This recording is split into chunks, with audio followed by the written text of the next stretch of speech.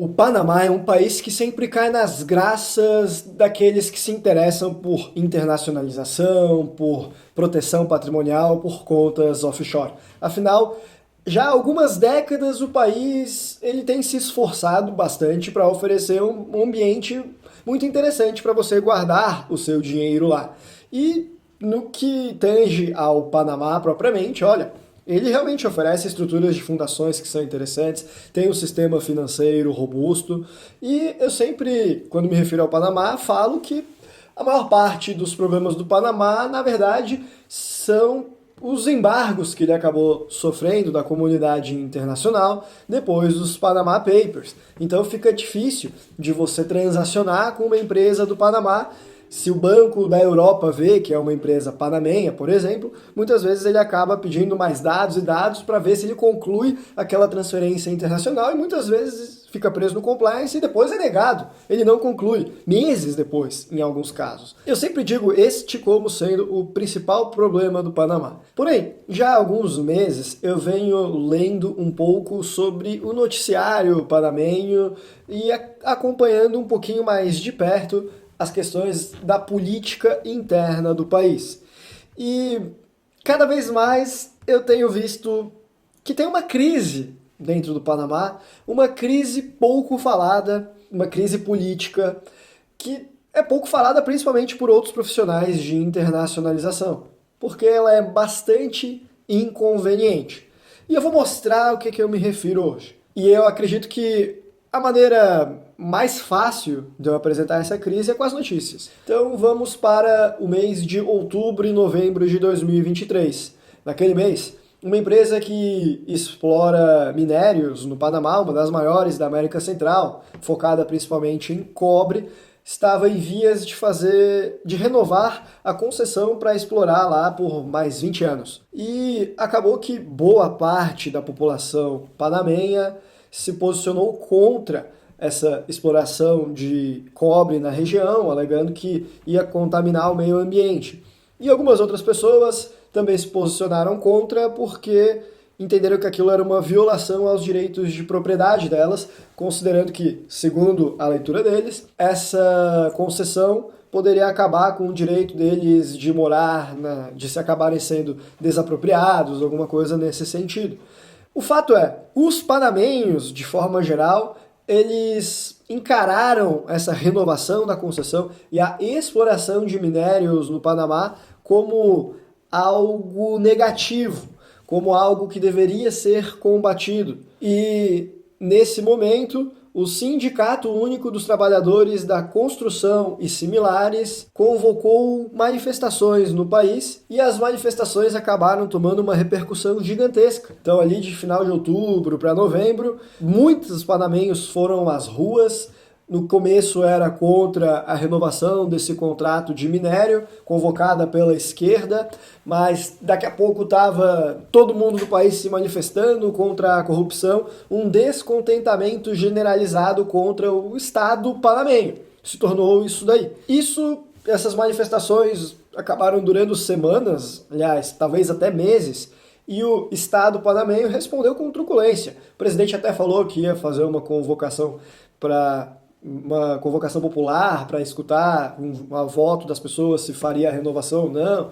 O negócio foi parar na Assembleia, depois na Justiça, acabaram voltando atrás e ficou do jeito que estava. As manifestações foram fortemente reprimidas pela polícia, que saiu metendo bala de borracha nos manifestantes, e ficou por isso mesmo. O contrato de renovação da exploração de minério vai ser renovado e o povo foi calado na base da truculência. Beleza. Não vou fazer nenhum juízo de valor ainda.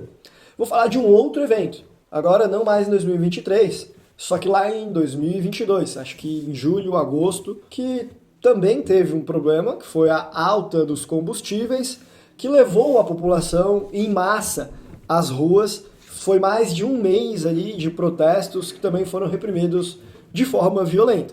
Agora sim, quando a gente olha para esses dois protestos, olhando as matérias elaboradas pela mídia, parece muito que são protestos de esquerda contra a exploração de uma atividade econômica porque poderia prejudicar o meio ambiente, por exemplo, é uma pauta dita mais à esquerda. Quando eles protestaram contra a alta dos combustíveis, também foi ele querendo um congelamento de preço, alguma coisa assim. Ou seja, uma pauta mais à esquerda. E se você for olhar as entrevistas que eles fizeram, principalmente nesse último protesto, agora de 2023, quanto à renovação da operação de mineração no país, eles entrevistaram algumas pessoas que comparavam, em tom negativo, esse contrato de exploração de minério com um contrato que, diga-se de passagem, é com uma empresa canadense, com um contrato de anos atrás para a construção do canal do Panamá, que aquela área virou por anos, em tese, um controle dos Estados Unidos. E eles olham aquilo como algo negativo e comparam com essa exploração de minério agora, mostrando que é tão negativo quanto. Beleza. E aí, nesse cenário, eu sempre fiquei na dúvida. Será que o que acontece no Panamá é algo semelhante ao que ocorreu no Brasil da Dilma em 2013, que as manifestações originariamente haviam sido puxadas, acho até que por um sindicato, mas era por conta do aumento nas passagens de ônibus, 20 centavos, mas logo virou um não é só por 20 centavos, e todo mundo foi às ruas, diferentes espectros políticos, e aí começou a se vestir de verde e amarelo, e ninguém sabia muito ao certo qual que era a razão ideológica pela qual estava protestando. Parecia que cada um estava fazendo seu protesto pessoal contra um descontentamento geral que algum tempo depois acabou culminando no impeachment da Dilma, no fortalecimento da ideologia mais à direita no Brasil, mais libertária e liberal também. Aquilo parece que foi uma semente de tudo. E também foi uma coisa que começou mais a uma pauta à esquerda, congelar preço de passagem de ônibus, parecia ser a questão. E aí quando eu olho para o caso do Panamá, eu fico na dúvida, será que esse movimento que tem ocorrido no país é um descontentamento geral das pessoas com o Estado, independentemente de ideologia, e cada um está fazendo o seu protesto, como se a questão das minas fosse apenas o estopim, mas e que depois virou uma coisa muito maior? Ou será que realmente no Panamá a gente tem um entendimento predominante ideológico na população dessa mentalidade de explorado, de colonizador e colonizado, que eles olham para o canal do Panamá, que foi algo que trouxe bastante dinheiro para o país, como algo negativo, que explorou eles, da mesma maneira que eles olham para as minas, por exemplo. Não estou falando que a mina não vai causar impacto ambiental, eu não estou falando que seria extremamente errado, sob o ponto de vista ético e moral, eles desapropriarem as casas das pessoas, inclusive sem direito à indenização, simplesmente tomarem as casas das pessoas para exploração de minério. Isso aí na base da truculência do Estado e não respeitando a autonomia da vontade. Eu também não estou querendo dizer que a construção do canal do Panamá ela não é algo cheio de contradições, que por um lado trouxe progresso e trouxe dinheiro e liberdade para o país, por outro lado também foi construída à base do contragosto de muitas pessoas que tinham terras por lá. Então assim, eu não estou querendo dizer que também não exista um autoritarismo do Estado em cima das liberdades individuais no Panamá, ou ainda que o descontentamento das pessoas não é legítimo. Na verdade, o que eu quero mostrar aqui é que aparentemente há uma crise pouco falada no Panamá, que é uma crise ideológica, uma visão de luta de classes na qual um Estado, seja ele mais à direita ou mais à esquerda, mas um Estado mais voltado à economia,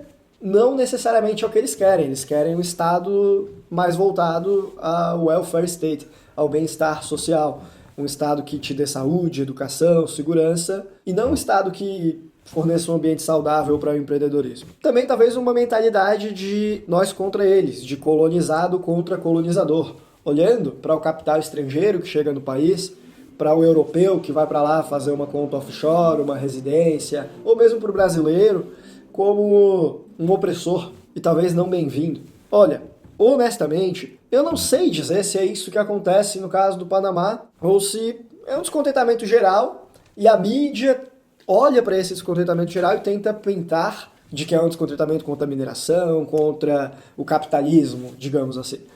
Não sei qual é o caso, mas me deixa um pouco mais inseguro. Talvez o principal problema do Panamá não seja nem esses embargos que eles sofrem de forma internacional, mas sim esse conflito político.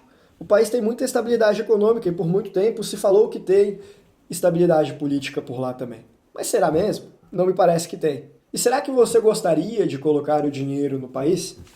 Olha, eu particularmente, eu acho o Panamá interessante, quem sabe para morar, quem sabe para ter uma residência legal, uma conta para fazer um cash out de cripto, mas não como a principal estrutura, não como onde eu gostaria de ter uma fundação para fins de sucessão. Mas muitos profissionais dessa área, que eu atuo, de internacionalização, europeus, americanos, brasileiros, eles olham com carinho para o Panamá. Já foi bem mais, é verdade, do que é nos dias de hoje. O Panamá tem caído em desuso. Mas ainda assim, é um centro importante. Mas até quando?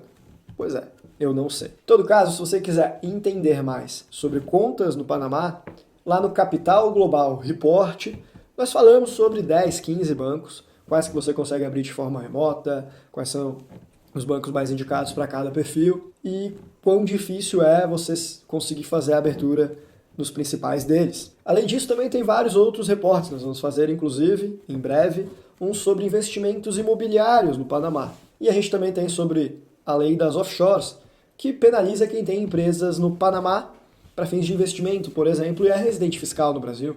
A gente fala sobre quais são as maneiras de contornar essa penalidade, essa lei brasileira. Enfim, convido você a dar uma olhada no Capital Global Report através do QR Code que vai estar aí na tela e dos dados que vão estar na descrição. A ideia desse vídeo não é matar a charada, é botar você para pensar. Alguns dos meus clientes, inclusive, já estão no Panamá e têm visão parecida com a minha.